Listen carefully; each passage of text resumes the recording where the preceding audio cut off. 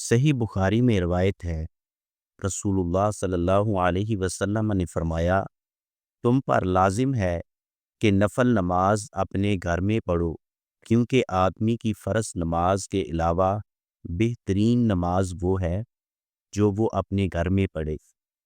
اس حدیث کا مطلب یہ ہے، فرض نماز مسجد میں اور نفل نماز گھر میں پڑھنے کا حکم ہے۔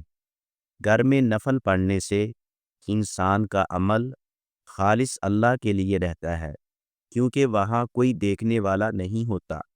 گھر میں نفل نماز پڑھنے سے جنات، شیاطین بھاگ جاتے ہیں، جادو اور نظر بد کا اثر ٹوٹ جاتا ہے۔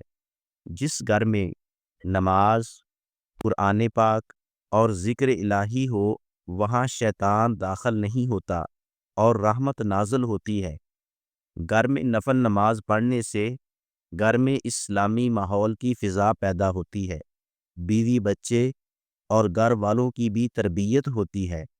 گھر کا ماحول عبادت گاہ بن جاتا ہے، بچوں کے دل میں نماز کی محبت پیدا ہوتی ہے، حدیث پر بھی عمل ہو جاتا ہے، انسان کو اللہ کا قرب نصیب ہو جاتا ہے۔ گھر میں رزق، برکت، رحمت، صحت، خوشحالی اور راحت و سکون کا نزول ہوتا ہے۔